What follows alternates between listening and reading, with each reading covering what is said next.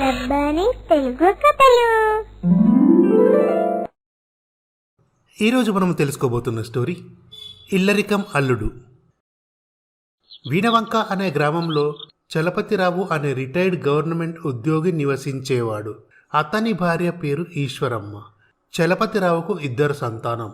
కొడుకు పేరు మోహన్, కూతురు పేరు రాధిక. మోహన్ గ్రాడ్యుయేషన్ పూర్తి చేసి ఉద్యోగ ప్రయత్నాలు చేస్తూ ఉంటాడు. రాధిక డిగ్రీ చదువుతుంది. ఇలా జరుగుతుండగా రాధిక డిగ్రీ చదువు పూర్తి చేసుకుంటుంది. అమ్మా, నాన్న, నేను ఏదైనా ఉద్యోగం చేస్తాను.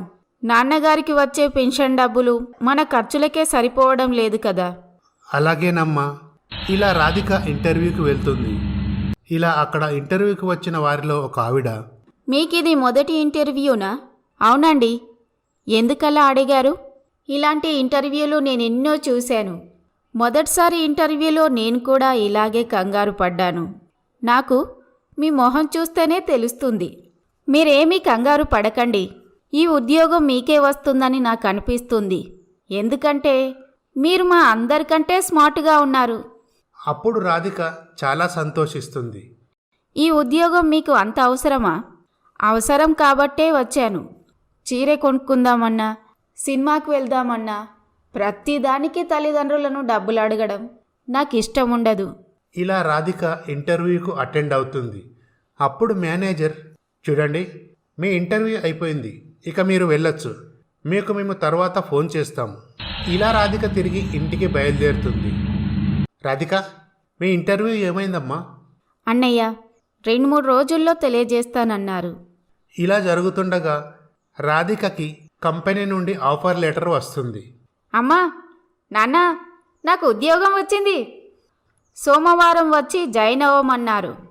పోనీలే అమ్మా, ఆ దేవుని దయ వల్ల నీకన్నా ఉద్యోగం వచ్చింది. కాస్త వేడి నీళ్లకు చన్నీళ్లుగా మీ నాన్నగారు కాస్త ఊపిరి పీల్చుకుంటారు. అప్పుడు మోహన్, ఎంతైనా రాధిక అదృష్టవంతురాలమ్మా, అనుకున్నది సాధించింది. నాకన్నా నువ్వే నయం, మొదటి ఇంటర్వ్యూలోనే ఉద్యోగం సంపాదించావు. అదేంట్రా అన్నయ్య, నాకు ఉద్యోగం వస్తే నీ మొహంలో సంతోషమే లేదు. వాడు 2 ఏళ్లుగా ఉద్యోగ ప్రయత్నం చేస్తూనే ఉన్నాడు. వాడికి బాధ ఉండదు? బాధపడకురా అన్నయ్య, మా బాస్కు చెప్పి నీకు ఉద్యోగం ఇప్పిస్తాలే. ఏంటో వేలాకోలం, ఈవిడ గారు వీళ్ళ బాస్తో చెప్పి నాకు ఉద్యోగం ఇప్పిస్తుందంట. ఇలా జరుగుతుండగా రాధిక ఉద్యోగంలో జాయిన్ అవుతుంది. ఇలా కంపెనీ ఎండి వెంకట్ చాలా అందంగా ఉంటాడు. అతనికి సుమారు 25 సంవత్సరాలు. రాధిక వెంకట్ని చూసి, ఎంత బాగున్నాడో, ఇటువంటి వ్యక్తి నా జీవితంలోకి వస్తే బాగుండు అని అనుకుంటుంది. ఇటు మోహన్ ఉద్యోగం గురించి చేయని ప్రయత్నం అంటూ లేదు. ఇలా పట్టణంలో చక్రవర్తి అనే ఒక పెద్ద వ్యాపారి నివసించేవాడు. అతని కూతురు పేరు కళ్యాణి. కళ్యాణి తన 6వ ఏటనే జ్వరం వచ్చి కాళ్ళు చచ్చుబడిపోతాయి. ఇలా చక్రవర్తి భార్య తన కూతురు పరిస్థితి చూసి తట్టుకోలేక మంచాన పడి ఎప్పుడూ కూతురు గురించి ఆలోచిస్తూ గుండెపోటుతో చనిపోతుంది. ఇలా చక్రవర్తి తన కూతురికి పెళ్లి చేయాలి అని అనుకుంటాడు. అబ్బాయి నీతి నిజాయితీలతో పాటు బుద్ధిమంతుడై ఉండాలి అని అనుకుంటాడు. ఇలా ఒకరోజు మోహన్ చక్రవర్తి కంపెనీలో ఉద్యోగం గురించి వెళ్ళి వచ్చి తన గదిలో ఏదో ఆలోచిస్తూ ఉండిపోతాడు. మోహన్, భోజనం వడ్డించాన్రా, కాళ్ళు చేతులు కడుక్కొనిరా. చూడమ్మా, నాకిప్పుడు ఆకలిగా లేదు, నన్ను విసిగించకు. ఇలా ఈశ్వరమ్మ, చలపతిరావు తన కొడుకును చూసి చాలా బాధపడతారు.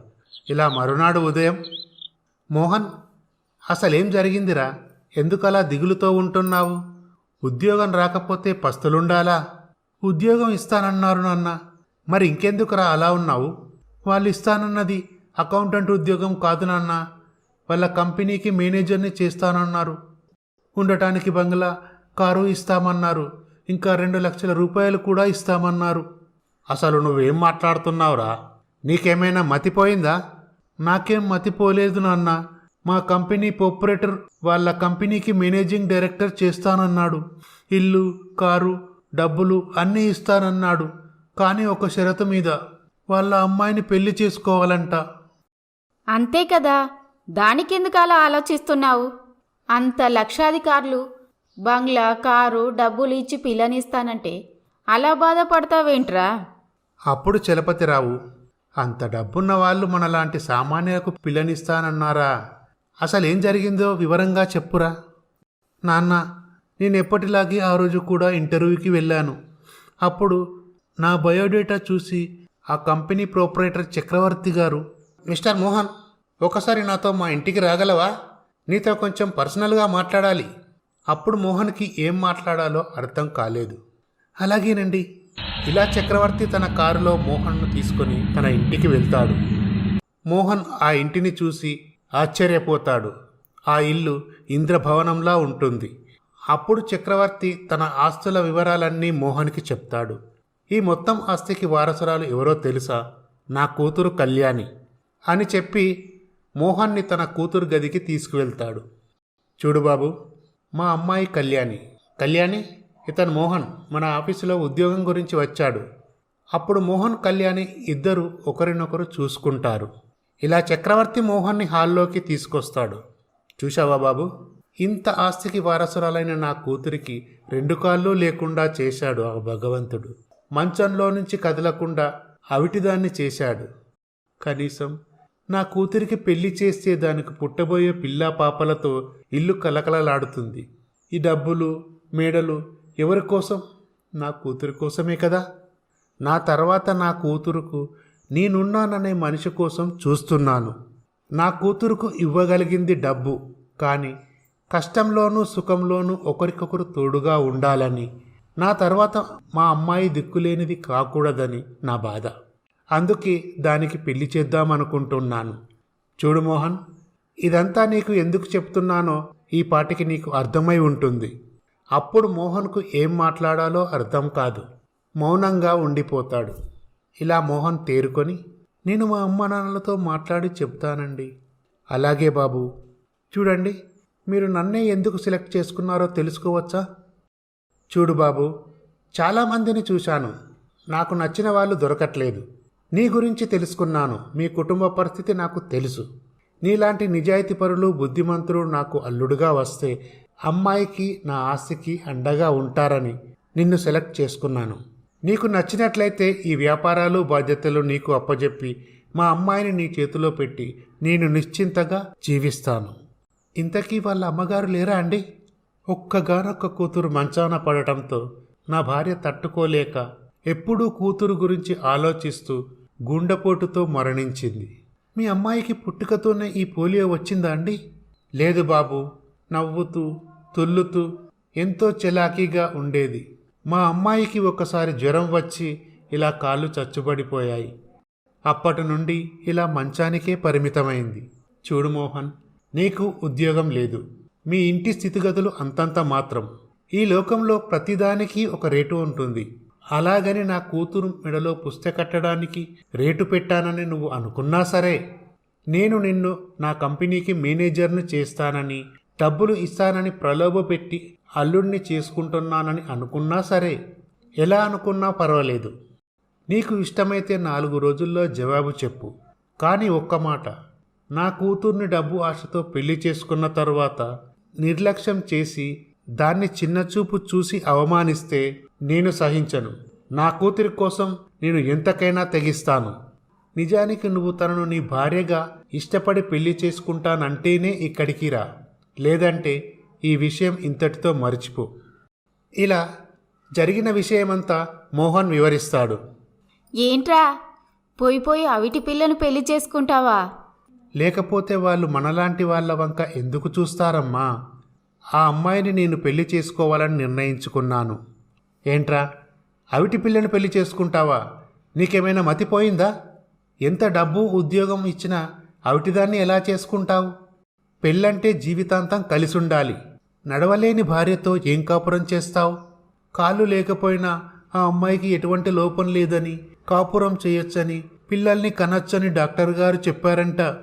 అయితే మాత్రం కాళ్ళు లేని భార్యతో ఏ సంతోషం లేకుండా డబ్బు తింటూ బతుకుతావా? అమ్మా, ఏ సుఖమైనా డబ్బుతోనే ముడిపడి ఉంటుందని ఈ 2 ఏళ్లలో నాకు బాగా అర్థమైంది. ఉద్యోగం లేకుండా, డబ్బులు లేకుండా నానా బాధలు పడుతూ బతకడం కంటే డబ్బు ఇచ్చి సుఖాలనిచ్చే పని తెలివైందని అనుకుంటున్నా. డబ్బు లేకుండా పెళ్ళాం ఉంటే ఏం సుఖం ఉంటుంది? కనీసం డబ్బులుంటే సమాజంలో గౌరవం ఉంటుంది. కారు, మేడలు, డబ్బులు, సుఖంను వదులుకోవడం తెలివి తక్కువ పనమ్మా. ఆలోచించు. వాళ్ళు ఇచ్చే డబ్బులతో చెల్లాయికి పెళ్లి చేయొచ్చు.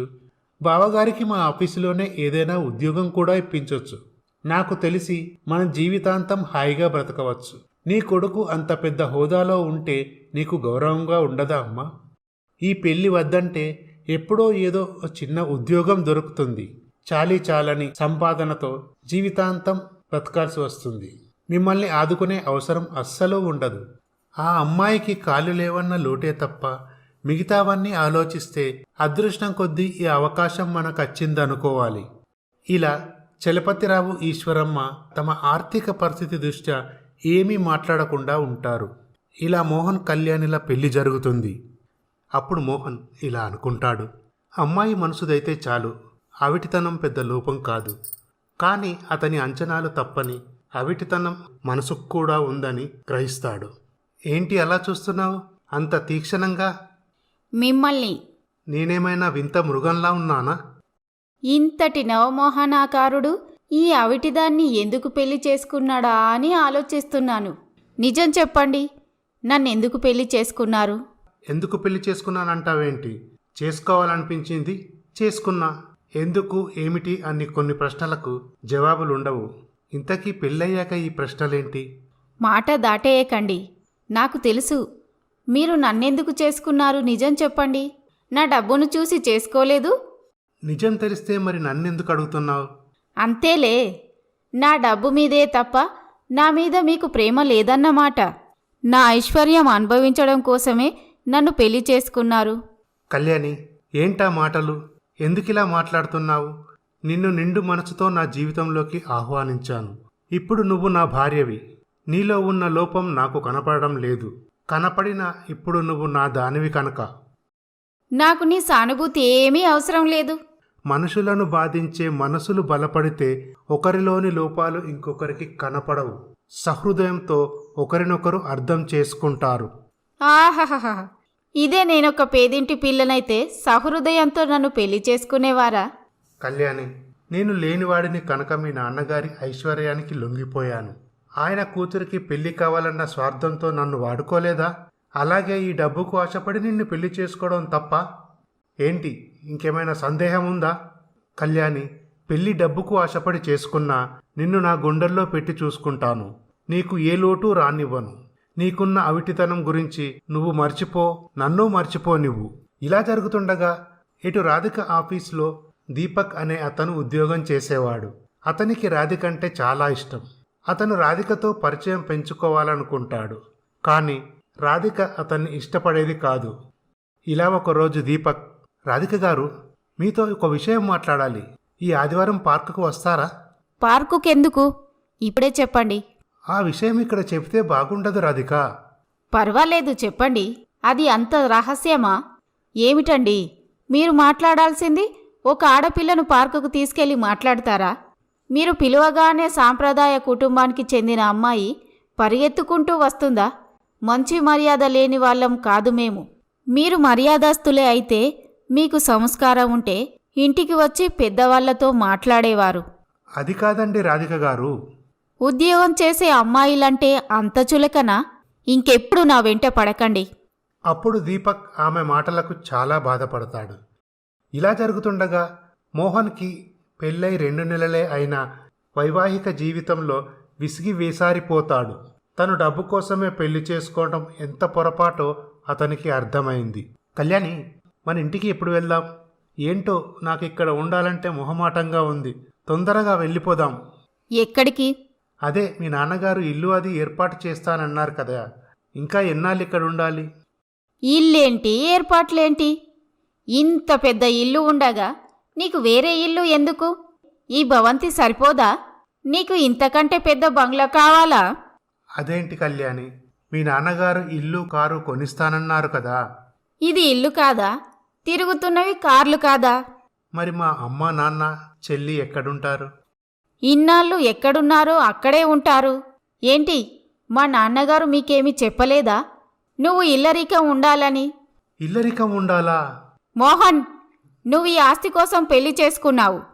నీకిక్కడ ఉండటానికి ప్రాబ్లం ఏంటి? ఇల్లరికానికి కాకపోతే మీరే దొరికారా? డబ్బు లేని వాళ్ళను చేసుకుంటే ఇల్లరికం ఉంటారని చేసుకున్నాం. ఏంటి, మా నాన్నగారు మీకు బొట్టు పెట్టి చెప్పాలా? ఇలా మోహన్ పరిస్థితి బంగారు పంజరంలో చిలకలా మారిపోయింది. ఇటు చలపతిరావు అనారోగ్యంతో మంచాన పడతాడు. ఏమండి, మన అబ్బాయికి పెళ్ళై 3 నెలలవుతున్నా మనల్ని చూడ్డానికి ఒక్కసారి కూడా రాలేదు. కన్న తల్లిదండ్రులను చూసుకోలేనివాడు ఉన్నా ఒకటే లేకున్నా ఒకటే. పెళ్లి చేసుకున్నాక వాడి కళ్ళు మూసుకుపోయాయి. వాడు సుఖపడతాడని, మనల్ని సుఖపెడతాడని ఈ పెళ్లికి ఒప్పుకున్నాం.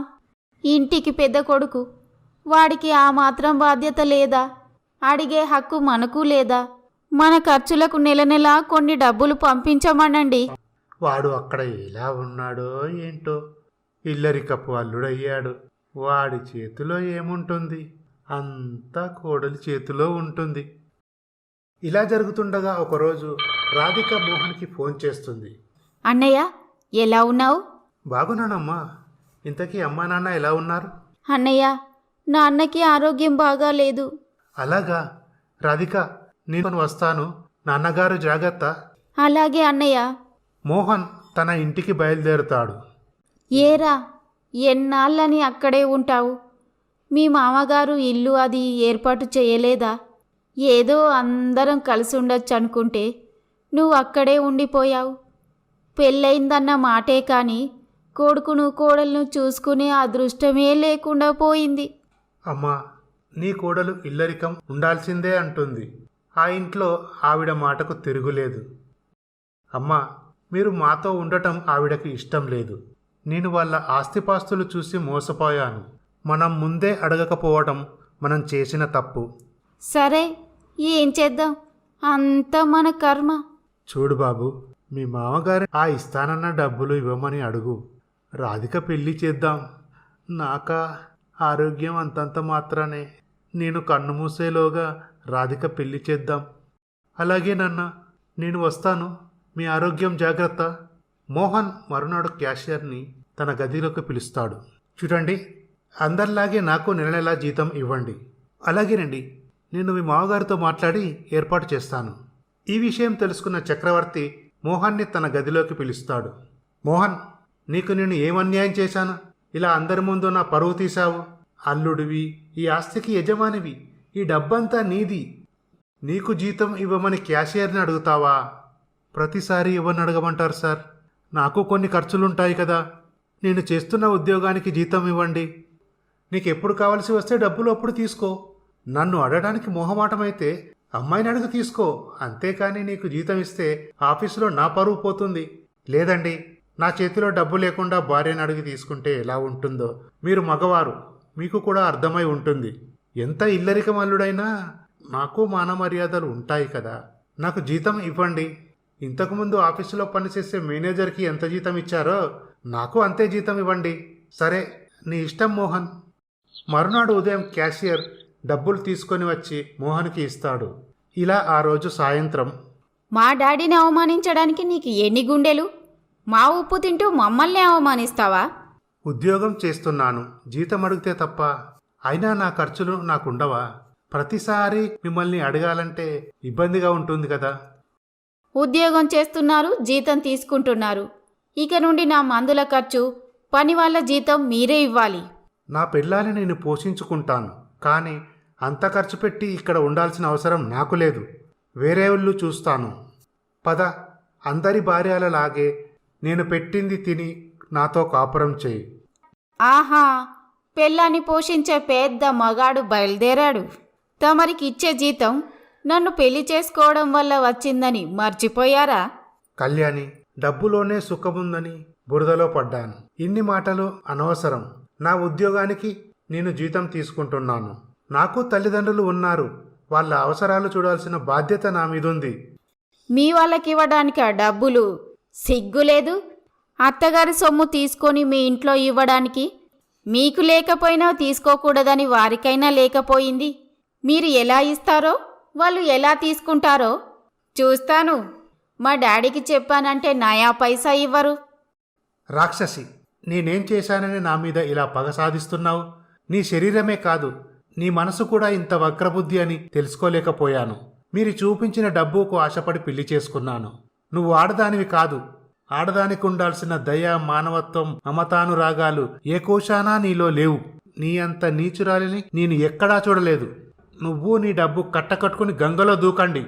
ప్రేమానురాగాల కంటే డబ్బుకే ఎక్కువ విలువనిస్తున్నావు కాబట్టే నిన్ను ఆ దేవుడు అవిటిదాన్ని చేశాడు అని కోపంతో మోహన్ డబ్బులు విసిరేస్తాడు. ఇలా జరుగుతుండగా ఒకరోజు మోహన్ చక్రవర్తి గదికి వెళ్తాడు. మోహన్, ఏంటి ఇలా వచ్చావు? మా చెల్లెలికి నాన్నగారు పెళ్లి చేయాలనుకుంటున్నారు. శుభం. సంబంధం కుదిరిందా ఏంటి? సంబంధం చూసే ముందు డబ్బు సిద్ధం చేసుకోవాలి కదండి. ఎంత లేదన్నా 2 లక్షల వరకు ఖర్చు అవుతుంది. మీరు ఇస్తానన్న 2 లక్షలు ఇస్తే బాగుంటుంది. ఏ డబ్బు? అదేనండి, మీరు పెళ్లికి ముందు 2 లక్షలు ఇస్తానన్నారు కదా, ఆ డబ్బు మీ ఇద్దరి పేరు మీద ఫిక్స్డ్ డిపాజిట్ చేశాను. కళ్యాణికి ఈ విషయం తెలుసు. ఆ డబ్బు మీది. మీరు ఎలా ఖర్చు పెట్టుకుంటారో మీ ఇష్టం. ఆ విషయం మీ భార్యాభర్తలు ఇద్దరూ ఆలోచించుకోండి. అప్పుడు మోహన్ కోపంతో, ఏమండి, మీకు మీ అమ్మాయి సంగతి తెలుసు కదండి. ఆమె నా కోసం డబ్బులు ఇవ్వదు. ఇక మా వాళ్ళకంటే డబ్బులు ఎలా ఇస్తుంది? నా జీతం కూడా నాకు దక్కకుండా చేసింది. ఆఖరికి సినిమాకి వెళ్ళాలన్నా తన మీద ఆధారపడేటట్టు చేసింది. ఆమె స్వభావం తెలిసి కూడా ఆమె నాకు డబ్బిస్తుంది అనుకోవడం పొరపాటే. దయచేసి మీరు మీ అమ్మాయితో మాట్లాడి నాకు డబ్బు ఇచ్చే ఏర్పాటు చేయండి. ఏమండి, నాకు డబ్బు చాలా అవసరం. చూడు మోహన్, మా అమ్మాయిని నువ్వు అర్థం చేసుకుని నీ వైపు తిప్పుకోవడంలో చాకచక్యంగా ఉండాలి. ఏమిటండి అర్థం చేసుకోవడం? నన్ను పని మనిషి కంటే హీనంగా చూసినా సహించాను. తన మాటే నెగ్గాలన్న పంతాన్ని చూపించినా ఊరుకున్నాను. అవమానాలు భరించాను. ఏనాడైనా భర్త అన్న గౌరవం చూపించిందా? అడుగడుగునా డబ్బుందన్న అహంకారం. కనీసం 10 రూపాయల కోసం కూడా తన మీదే ఆధారపడేటట్లు చేసింది. అలాంటి భార్యని ఏమని అర్థం చేసుకోమంటారు? ఎలా అర్థం చేసుకోమంటారు? మోహన్, దాని స్థితిలో నువ్వుంటే దాని పరిస్థితి ఎలా ఉంటుందో తెలిసేది. అన్నీ ఉండి అనుభవించలేకపోతున్నానే బాధ. అర్థం చేసుకోవాలి. తాను అనుభవించేది ఇంకొకరు అనుభవిస్తుంటే ఏ మనిషికైనా అసహ్యం ఉండదా? మోహన్, అమ్మాయి మీద దయాజాలి చూపించాల్సింది పోయి నువ్వే ఇలా మాట్లాడటం సరికాదు. దయ, సానుభూతి నా మీద చూపిస్తే నా నుంచి దయ, సానుభూతి లభించేవి. పెళ్లి చేసుకునే ముందు అమ్మాయికి కాలు లేకపోతేంటి? నాకు కాళ్ళున్నాయి. మంచి మనసుంటే చాలు అని అనుకున్నాను. మీ అమ్మాయికి కాళ్ళు ఒక్కటే కాదు, హృదయం కూడా లేదు. మోహన్, నా కూతుర్ని నా ముందే అవిటిదంటావా? అంటాను. ఏం చేస్తారు? మహా అయితే ఇంట్లో నుంచి వెళ్ళిపోమంటారు, అంతే కదా. అప్పుడు చక్రవర్తి పరిస్థితి చేజారిపోయేలా ఉందని, చూడు మోహన్, ఎందుకు ఆవేశపడతావు? నేను మా అమ్మాయితో మాట్లాడతాను. మా అమ్మాయికి సర్ది చెప్తాను. చక్రవర్తికి తన అల్లుడి బాధ అర్థమైంది. కానీ కూతురు మీద ఉన్న ప్రేమతో ఆయన నిస్సహాయుడు అయ్యాడు. కూతురు అల్లుడు మధ్య సామరస్యం కుదరలేదని గ్రహిస్తాడు. ఇలా అయితే మోహన్ ఏదో ఒకరోజు ఇల్లు విడిచి వెళ్తాడని చక్రవర్తి అనుకుంటాడు. అప్పుడు చక్రవర్తి తన కూతురు గదికి వెళ్తాడు. అమ్మా, నువ్వు అల్లుడు గారిని అవమానిస్తే నీ గురించి ఇంటా బయట చెడుగా చెప్పుకుంటారు. ఒకవేళ మోహన్కి కోపం వచ్చి ఇంట్లో నుంచి వెళ్ళిపోతే అంతకంటే అవమానం ఇంకొకటి ఉండదు. పోతే పోనీలే డాడీ. గతి లేని వాడికి అంత పొగరుంటే నాకెంత ఉండాలి? ఆయనకు అంత అభిమానం, పౌరుషం ఉంటే పెళ్ళెందుకు చేసుకున్నాడు? డబ్బు కోసం చేసుకోగలేంది మనం అంటే తప్పేముంది? కళ్యాణి, ఈ లోకంలో డబ్బొక్కటే ముఖ్యం కాదని నువ్వెప్పుడు గ్రహిస్తావో? మనకున్న ఈ లక్షలన్నీ పోసినా నీ 2 కాళ్ళు రాలేదే. ఇప్పటికైనా గ్రహించవెందుకు? డబ్బు ఒక్కటే జీవితం కాదు. నీకెన్నోసార్లు చెప్పాను, నీ జీవితానికి ఒక తోడు నీడా ఉండాలి. ఒకవేళ రేపు నాకేమైనా జరిగితే నీ పరిస్థితేంటి? మంచాన పడి ఉంటే ఎంతమంది నౌకర్లు, డాక్టర్లను పెట్టుకున్నా నీ వాళ్ళలాగా విశ్వాసంగా ఉంటారా? భర్త, పిల్లలు ఉంటే నీ జీవితానికి ఒక గమ్యం ఉంటుంది. నీది ఎవరూ లేని ఒంటరి బతుకు కాకూడదనే ఈ పెళ్లి చేశాను. కళ్యాణి, నీకు పిల్లలు పుడితే నీ ఆస్తి, ఐశ్వర్యానికి ఒక అర్థం ఉంటుంది. నీ పిల్లలు పెరిగి పెద్దవారయ్యే వరకైనా నువ్వు నీ భర్త నీడలో ఉండాలి. అమ్మా కళ్యాణి, ఈ లోకం భర్త లేని ఆడదాన్ని గౌరవించదు. ఆ భర్తని నువ్వే అగౌరవిస్తే అది నీకే అవమానం. ఇంటా బయట నీ గురించి చెడుగా చెప్పుకుంటారు. కొన్ని విషయాలు చూసి చూడనట్లు వదిలేయాలమ్మా. డబ్బు పోయేటప్పుడు మనం కట్టుకుపోము. అది కాదు డాడీ, అడిగినప్పుడల్లా డబ్బిస్తే ఇక నన్ను ఆయన లెక్క చేస్తారా? తేరగా వస్తే జల్సాలు చేస్తూ ఉంటారు. ఇలా ఎన్నాళ్ళు ఇస్తూ ఉంటాము? చూడమ్మా కళ్యాణి, అతడు జల్సాలు చేయడం లేదు. నీ ఇంట్లో నీ మాటలు వినలేక ఆఫీసులో కూర్చుంటున్నాడు. నువ్వంటే నా కూతురు అన్న ప్రేమతో నువ్వేం చేసినా సహించగలను. అతనికి మాత్రం తన వాళ్ళ మీద ప్రేమ ఆపేక్ష ఉండదా? వాళ్ళ కొడుకు నుండి వాళ్ళు ఆశించడంలో తప్పు లేదు. నీ పంతం తగ్గించుకొని అతనితో కలిసిమెలిసి ఉండు. అతనితో ప్రేమగా ఉంటే నీకే మంచిది. అతను అడుగుతున్న డబ్బులు అతనికి ఇవ్వు. అతనేమీ జల్సాల గురించి అడగటం లేదు, తన చెల్లెలి పెళ్లి గురించి అడుగుతున్నాడు. ఆ డబ్బు నేను పెళ్లిలో ఇస్తానని చెప్పాను, అది ఇవ్వను అనటానికి నీకే అధికారము లేదు అని కోపంతో అంటాడు. డాడీ, మీరు నన్నే అంటారా? నేను మంచాన పడి ఏడుస్తుంటే ఆయన ఎంచక్కా తిరుగుతూ ఉంటారు. నాతో మాట్లాడరు. నా మొహం చూడగానే ఆశయించుకుంటారు. నా దగ్గర పట్టుమని 10 నిమిషాలు కూడా ఉండరు. నేను నిన్ను డబ్బు కోసమే పెళ్లి చేసుకున్నాను అని నా మొహం మీదే అంటారు. నేనంటే ప్రేమ లేదు, నా శరీరమే కాదు నా మనసు కూడా వంకరే అంటాడు. ఇలాంటివన్నీ వింటూ అతన్ని నేను ప్రేమించాలా? నేనేం పాపం చేశాను డాడీ? భగవంతుడు నాకు ఇంత శిక్ష వేశాడు. నేను పెళ్లి కాకముందే సంతోషంగా ఉన్నాను. నాకు ఈ పెళ్లి చేసి నన్ను నరకంలోకి తోసేశారు. లేదమ్మా, నీ సుఖం కోసం నీకు పిల్లలు పుడితే నీతో తీర్చుకోలేని ముద్దు ముచ్చట్లన్నీ నీ పిల్లలతో తీర్చుకోవాలన్న ఆలోచనతో పెళ్లి చేశాను. కళ్యాణి, మోహన్ చెడ్డవాడు కాదు. అతన్ని మార్చుకోవడం నీ చేతుల్లో పని. అభిమానాలకు లొంగనివారంటూ ఎవరూ ఉండరమ్మా. నా మాట విను. ఎందుకు చెబుతున్నానో అర్థం చేసుకో. నాన్న, ముందు వాళ్ళ చెల్లెలికి పెళ్లి కుదరాలి కదా. ఇప్పుడే మొత్తం డబ్బులు ఇస్తే వాళ్ళు ఖర్చు పెడతారు. సరేనమ్మా, పెళ్లి కుదిరాకే డబ్బులు ఇవ్వు. అలాగే నాన్నా. చక్రవర్తి మోహన్ని తన గదికి పిలుస్తాడు. మోహన్, ఆ డబ్బుల విషయంలో కళ్యాణితో నేను మాట్లాడాను. ముందు సంబంధాలు చూడండి. సంబంధం కుదరగానే డబ్బులిస్తాను. అప్పుడు మోహన్ చాలా సంతోషిస్తాడు. చూడు మోహన్, కళ్యాణిని నువ్వు అర్థం చేసుకోవడానికి ప్రయత్నించు. పైకి కనిపించేంత కఠినాత్మురాలు కాదు నా కూతురు.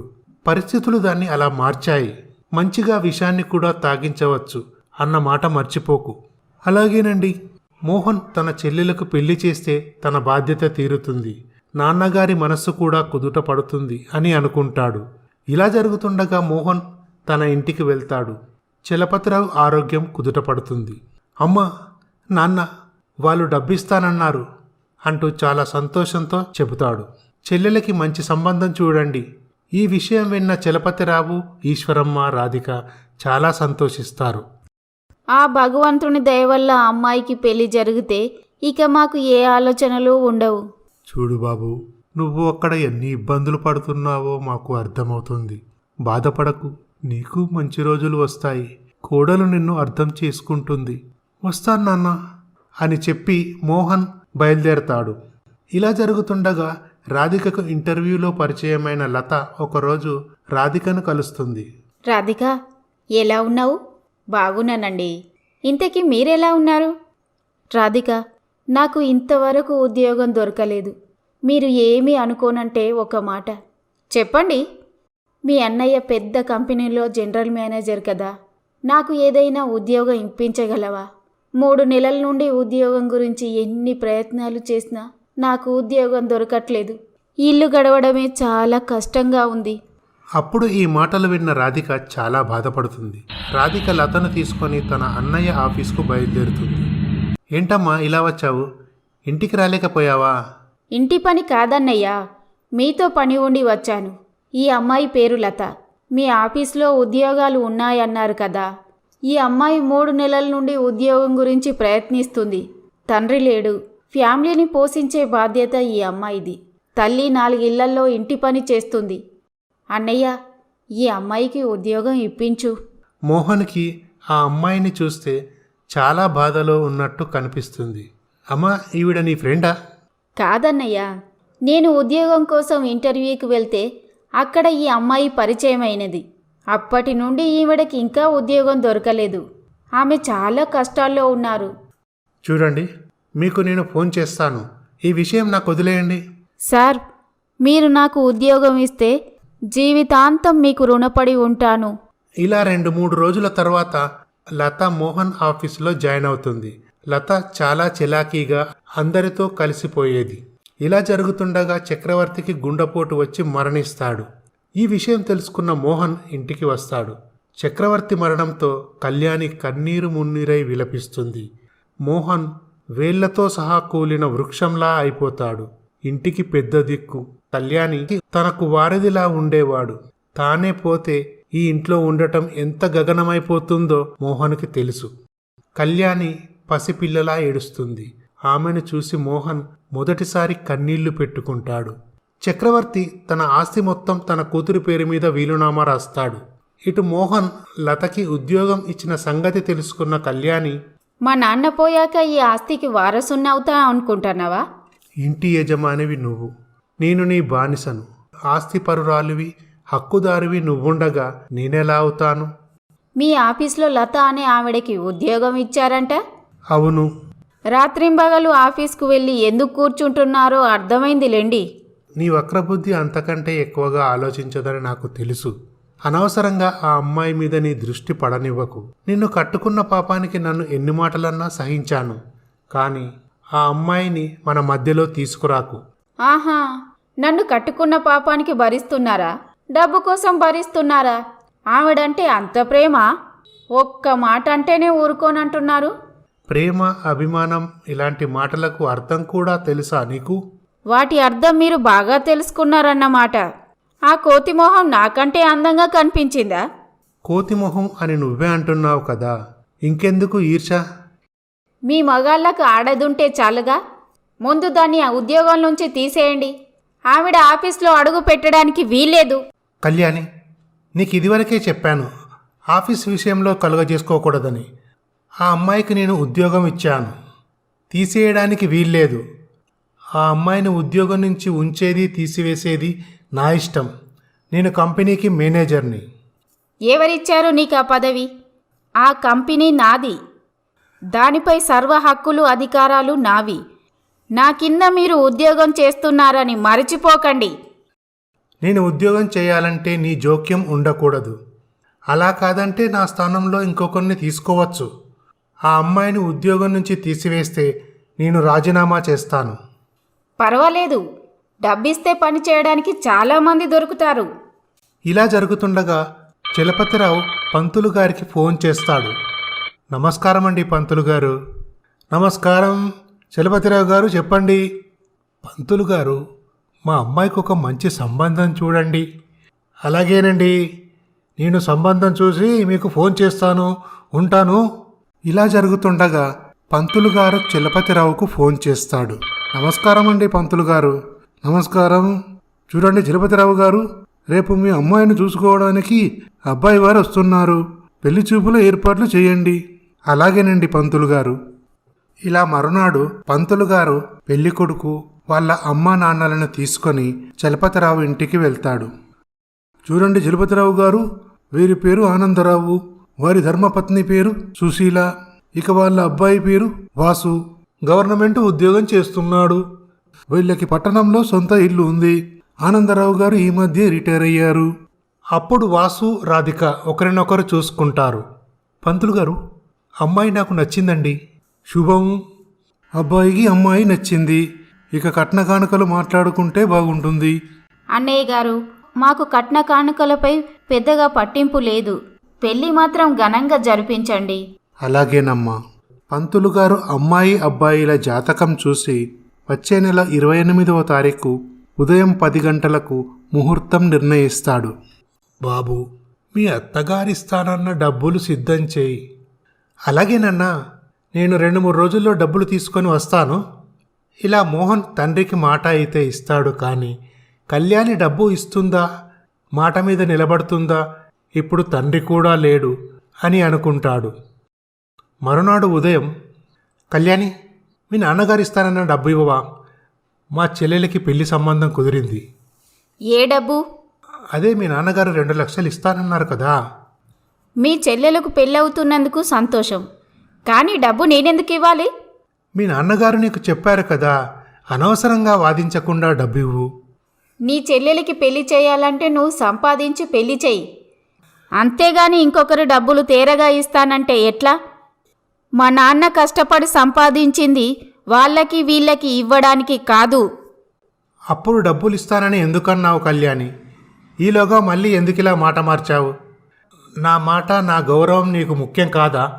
మనుషులు మారటం సహజం, మీరు మారలేదు. మనుషులే మారినప్పుడు మాట మారడం ఎంతసేపు? నేనేం మారాను?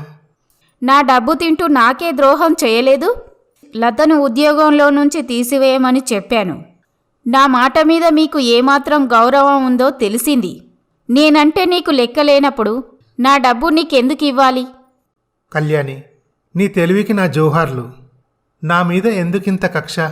ఒక పేదరాలి మీద దయ చూపించరాదా? ప్రపంచంలో ఇంతకంటే పేదవాళ్ళు చాలామంది ఉన్నారు. ఈవిడ మీదే మీకెందుకంత జాలి? కళ్యాణి, అర్థం లేకుండా మాట్లాడకు. నా చెల్లెలి స్నేహితురాలు ఇబ్బందిలో ఉందని జాలిపడి ఉద్యోగం ఇచ్చాను. దానికంత రాద్ధాంతం చేస్తావా? కంపెనీలో 100 మంది ఉద్యోగం చేస్తున్నారు. ఈ ఒక్క అమ్మాయి నీకు బరువా? నీకంత ద్వేషం ఎందుకు? ఆ అమ్మాయికురాలు ఏం చేసింది? కళ్యాణి, ఇంకొకరి నోటికాడి ముద్ద లాగేసి పాపం పెంచుకోకు.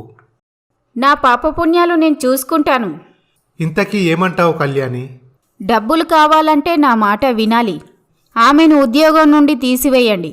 కళ్యాణి, ఇవే నీ ఆఖరి మాటలా? అవును. అప్పుడు మోహన్, డబ్బు కావాలంటే కళ్యాణి చెప్పినట్లు చేసి తీరాలి. లతకి తన మొహం చూపించటం ఎలా? ఇటు డబ్బు లేకపోతే చెల్లి పెళ్ళి ఆగిపోతుంది. ఇలా మరునాడు మోహన్ లతను తన గదికి పిలుస్తాడు. చూడండి, మిమ్మల్ని ఉద్యోగం నుండి తీసివేస్తున్నాను. అప్పుడు లత షాక్ అవుతుంది.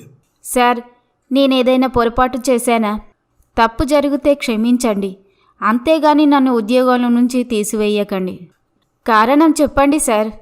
నీ తప్పేమీ లేదు లత, కానీ నేను అసక్తుడని. నిన్ను ఉద్యోగంలో ఉంచే అధికారం నాకు లేదు. నీలాగే నేను ఇంకొకరి దయాదాక్షణ్యాల మీద బతుకుతున్నా. లత, నువ్విక్కడ పనిచేయటం వారికిష్టం లేదు. నీకు ఈ ఉద్యోగం తప్ప వేరే ఆధారం లేదని తెలుసు. కానీ అన్నీ తెలిసి ఇలా చేయాల్సి వచ్చింది. నన్ను క్షమించు. నాది దురదృష్ట జీవితం, దానికి మీరేం చేస్తారు సార్? మీరు బాధపడకండి. నా కోసం మిమ్మల్ని క్షమించడానికి మీ నేరం ఏమీ లేదని మీ కళ్ళే చెబుతున్నాయి. మీకు నా మీద ఉన్న అభిమానాన్ని తెలుపుతున్నాయి. అది చాలు సార్. పస్తులుండటం మాకు అలవాటే సార్. లత, అలా మాట్లాడి నన్ను మరింత కించపరచకు. నీకు 3 నెలల జీతం రూల్స్ ప్రకారం ఇవ్వాలి. ఆ డబ్బు అయిపోయేలోగా మీరు ఎక్కడైనా ఉద్యోగ ప్రయత్నం చేయండి. నీకు ఏ సహాయం కావలసినా నేనున్నానని మర్చిపోకు.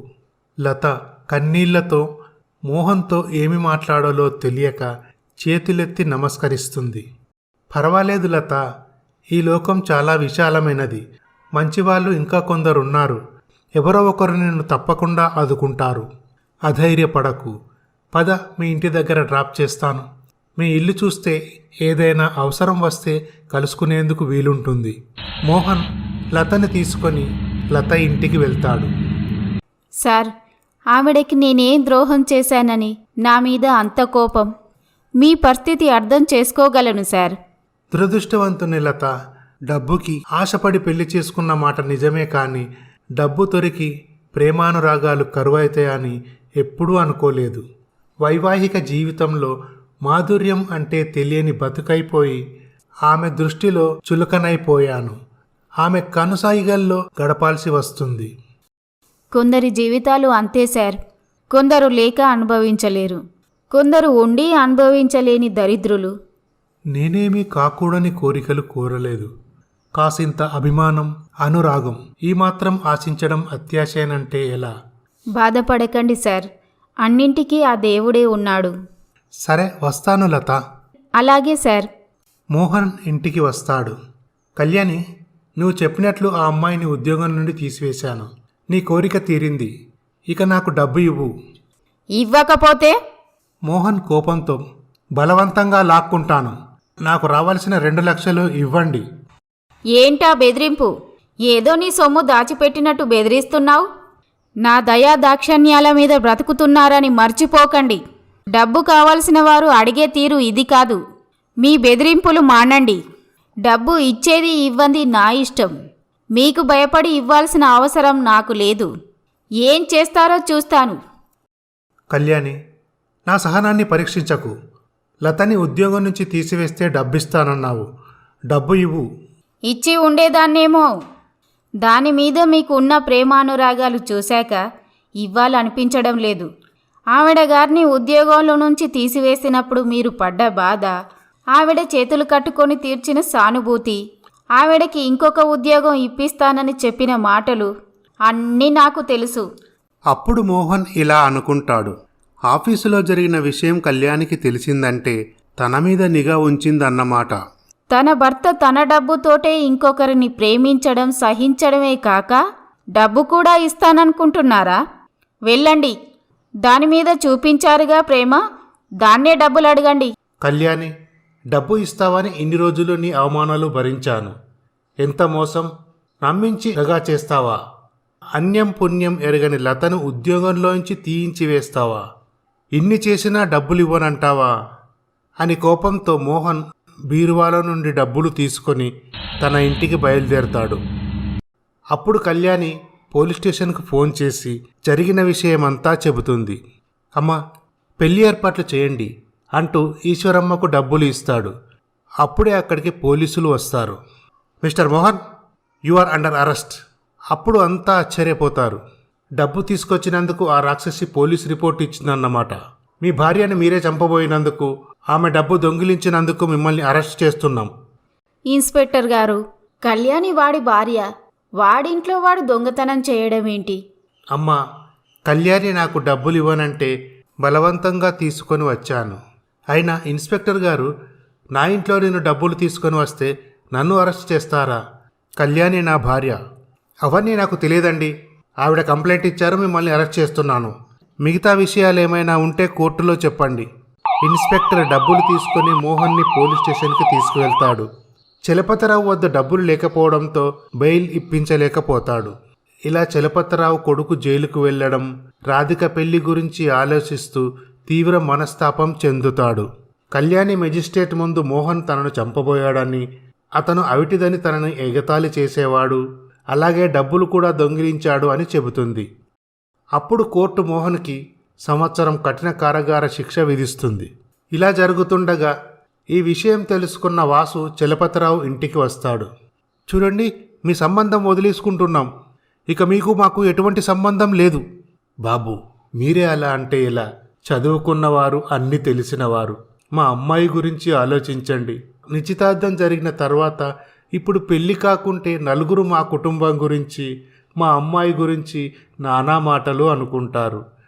దయచేసి మా అమ్మాయి జీవితం నవ్వుల పాలు చేయకండి. మీతో ఒక అమ్మాయి తండ్రిగా వేడుకుంటున్నాను. సంబంధం వదులుకోవద్దు బాబు. మీరు చెప్పేది నిజమేనండి. పెళ్లిలో మీ అబ్బాయి జైలుకి వెళ్ళాడని మా బంధువులకు తెలిస్తే మా పరువు ఏమైపోతుంది? నేను మీ నుండి కట్నకానుకలు ఆశించలేదు. ఒక మంచి కుటుంబం నుంచి అమ్మాయి నా జీవితంలోకి రావాలి అనుకున్నాను. ఇటేమో మీ అబ్బాయి జైలుకెళ్ళాడు. మీ సంబంధం వదిలేసుకుంటున్నాము. దయచేసి మమ్మల్ని ఇబ్బంది పెట్టకండి. మా ఇంటికి రాకండి. వస్తాను అని చెప్పి వాసు అక్కడి నుండి వెళ్తాడు. అప్పుడు అక్కడే ఉన్న ఈశ్వరమ్మ, చలపతిరావు, రాధిక ఈ మాటలు విని కన్నీళ్లు పెట్టుకుంటారు. ఏమండి, మన అబ్బాయి వాడు సుఖపడతాడు, మనల్ని సుఖపెడతాడని ఇల్లరికం సంబంధం చేసుకున్నాడు. అటువాడు సుఖపడపోగా వాడు దొంగతనం చేశాడని కోడలు వాణ్ణి జైలుపాలు చేసింది. ఇటు మన అమ్మాయి పెళ్ళి ఆగిపోయింది. మన పరువు పోయిందండి. ఏం చేద్దాం? అంతా మన తలరాత. నాన్నగారు, మీరు నా గురించి బాధపడకండి. నేను మీకు భారం కాను. ఆ భగవంతుడు మనకేదైనా దారి చూపించకపోతాడా? ఇటు కళ్యాణి మోహన్ నుండి విడాకులు తీసుకుంటుంది. ఇలా మోహన్ని చూడటానికి చలపతిరావు, ఈశ్వరమ్మ, రాధిక జైలుకు వెళ్తారు. ఏంట్రా ఇదంతా? ఏం జరిగింది? నీ ఇంట్లో నువ్వు దొంగతనం చేయడం ఏంటి? మనం మధ్యతరగతి కుటుంబం వాళ్ళం. నాకు ఉద్యోగం లేక ఇల్లరికం సంబంధం చేసుకున్నాను. ఇటు నేను సుఖపడతాను, మిమ్మల్ని సుఖపెడతాను అనుకున్నాను. చెల్లాయి పెళ్లి కూడా చేద్దామనుకున్నాను.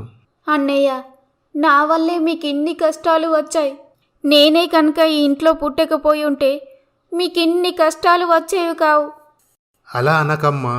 అన్నయ్యగా నీకు పెళ్లి చేయడం నా బాధ్యత. మనలాంటి మధ్యతరగతి వాళ్ళు అతిగా ఆశపడకూడదని ఓ గుణపాఠం నేర్చుకున్నాను. డబ్బున్న వాళ్ళ దగ్గర మంచితనము ఉండదు, మంచితనం ఉన్న వాళ్ళ దగ్గర డబ్బు ఉండదు. ఎలాగైతే నేంటమ్మా ఆ నరకం నుంచి విముక్తుడినయ్యాను. నేను స్వేచ్ఛా జీవితాన్ని కొనసాగిస్తాను. బాబు, కూతురుకు పెళ్లి చేయాలన్న స్వార్థంతో నీకు అన్యాయం చేశాను. నన్ను క్షమించు బాబు అంటూ కన్నీళ్లు పెట్టుకుంటాడు. నాన్న, తానొకటి తలిచితే దైవం ఒకటి తలచును అన్నట్లుగా నా పెళ్లి తర్వాత మన అందరి జీవితాలు బాగుంటాయని ఎన్నో కలలు కన్నాను. అమ్మా, ఇప్పుడు నాకు చాలా సంతోషంగా ఉంది. నేను జైల్లోనే ఉంటున్నా, కానీ ఈ జైలు నాకు దేవాలయంలా అనిపిస్తుంది. అంతకుముందు అంత పెద్ద బంగళాలో ఉన్నా ఏనాడూ సంతోషంగా లేను. చెల్లమ్మ, అమ్మ నాన్నలను జాగ్రత్తగా చూసుకో. అలాగే అన్నయ్య. ఇలా జరుగుతుండగా లతకి ఈ విషయం తెలియడంతో మోహన్ని చూడడానికి జైలుకి వెళ్తుంది. సార్, ఎందుకు ఇలా చేశారు అంటూ కన్నీళ్లు పెట్టుకుంటుంది. లత, నాకిది జైలులా లేదు, బంగారు పంజరం నుండి విముక్తి పొందినట్లుంది. ఏమీ బాధపడకు. జైలు నుండి విడుదలై వచ్చాక స్వేచ్ఛగా జీవిస్తాను. మోహన్, ఆ రోజు కోసం నేను మీకోసం ఎదురు చూస్తాను. ఆ మాటలు విన్న మోహన్ చాలా సంతోషిస్తాడు. లత, అవునండి, మీకు ఇష్టమైతే ఆ రోజు వరకు నేను మీ గురించి ఎదురు చూస్తాను. లత, ఈ మాటలు చాలు. ఇక జైలు శిక్ష ఆనందంగా అనుభవిస్తాను. నాకు లక్షలు మేడలు అవసరం లేదు. అనురాగం ఆప్యాయత అందించే స్త్రీ కావాలి. ఇలా జరుగుతుండగా, రాధిక గారు, మీ అన్నయ్య విషయం తెలిసి చాలా బాధపడ్డాను. అంత మంచి వ్యక్తిని ఆవిడ జైల్లో పెడుతుందా? ఏం చేద్దాం, మా అన్నయ్య ఇల్లరికం సంబంధం చేసుకున్నాడు. మా వదిన డబ్బులు ఇస్తానని చెప్పి మోసం చేసింది. దీపక్ గారు, నన్ను క్షమించండి. మీ గురించి తెలియక మీరు పార్కుకు రమ్మంటే అందరి మగవారులాగే మీరు మంచివారు కాదనుకున్నా. రాధిక గారు, మీ స్థానంలో ఏ అమ్మాయి ఉన్నా అలానే చేసేది. దీపక్ గారు, మీరు ఏమీ అనుకోనంటే ఒక మాట. చెప్పండి రాధిక గారు. మీరు ఒప్పుకుంటే నేను మీ జీవితంలోకి రావాలనుకుంటున్నా. ఈ మాటలు విన్న దీపక్ చాలా సంతోషిస్తాడు. కానీ ఒక్క షరత్, మా అన్నయ్య జైలు నుండి వచ్చాకే మన పెళ్ళి. అలాగే రాధిక, నీకోసం ఎన్ని సంవత్సరాలైనా వేచి ఉంటాను. ఇటు కళ్యాణి ఒంటరిదైపోతుంది. పని వాళ్లపై ప్రతి చిన్న విషయానికి విరుచుకుపడేది. ఒకరోజు పని మనిషి రంగయ్య భోజనం తీసుకువచ్చి ఇస్తాడు. ఏంట్రా ఈ భోజనం? కుక్కలు కూడా తినవు. వేలకు వేలు జీతాలు తీసుకుంటూ ఇలా వంట చేస్తావా? అమ్మగారు, మర్యాదగా మాట్లాడండి. మీ ఇష్టం వచ్చినట్టు మాట్లాడితే పడి ఉండడానికి ఇంతకు ముందున్న అయ్యగారిలా ఆత్మాభిమానాలు లేని వాళ్ళం కాదు. మేము పనిచేస్తున్నాం కదా, మీరు డబ్బులు ఇస్తున్నానని నా మీద పెత్తనం చెలాయిస్తే ఊరుకున్నది లేదండి. ఊరుకోక ఏం చేస్తారా? పని మానేస్తాం. మాకిది ఒకటే ఇల్లు అనుకుంటున్నారా అండి? ఇది కాకపోతే ఇంకో ఇల్లు. అయినా కట్టుకున్న మగవాడికి విలువ ఇవ్వని దానివి అతన్ని రాచి రంపాన పెట్టి జైలుకి పంపించావు. ఇక మీకు మేము లెక్క అండి. ఏంట్రా చాలా ఎక్కువ మాట్లాడుతున్నావు? ఇప్పుడే నేను పనిలో నుంచి తీసివేస్తాను. అమ్మగారు, మీరిక్కడ ఉండమన్నా నేను ఉండనండి. మాకు పని దొరకపోతే పస్తులైనా ఉంటాము, కానీ ఎవరి ముందు తలంచమండి. మోహన్ బాబు గారు చాలా మంచివారండి. ఇంటి పరిస్థితుల దృష్ట్యా అతని పెళ్లి చేసుకున్నాడు. దాన్ని ఆసరగా తీసుకొని మీరు అతన్ని చాలా బాధ పెట్టారు. చివరికి తన చెల్లెల పెళ్లికి డబ్బులు ఇస్తానని కూడా మోసం చేశారు. అంతటితో ఆగకుండా అతనికి విడాకులు కూడా ఇచ్చేశారు. అమ్మగారు, విడాకుల వల్ల అతనికి లాభమే జరిగిందండి. జైలు నుండి వచ్చాక అతను పెళ్లి చేసుకొని తన భార్యాబిడ్డలతో సుఖంగా ఉంటారు. ఇప్పుడు మీ పరిస్థితి ఏంటండి అమ్మగారు? ఆలోచించుకోండి. వస్తానమ్మా. అప్పుడు కళ్యాణి పశ్చాత్తాపంతో, నేను చాలా పెద్ద తప్పు చేశాను. నాన్నగారు నన్ను ఎన్నోసార్లు హెచ్చరించారు, అతని మాట వినలేదు అంటూ కన్నీళ్లు పెట్టుకుంటుంది. ఇలా సంవత్సరం తర్వాత మోహన్ జైలు నుండి విడుదలై వస్తాడు. అప్పుడు లత, మోహన్ అలాగే రాధిక, దీపక్ల పెళ్లి జరుగుతుంది. ఇలా ఈ కథ సుఖాంతమవుతుంది. ఈ స్టోరీ కనుక మీకు నచ్చినట్లయితే మా ఛానల్ని సబ్స్క్రైబ్ చేసుకోండి, లైక్ చేయండి, షేర్ చేయండి, కమెంట్ చేయండి. మరొక మంచి కథతో మళ్ళీ కలుద్దాం.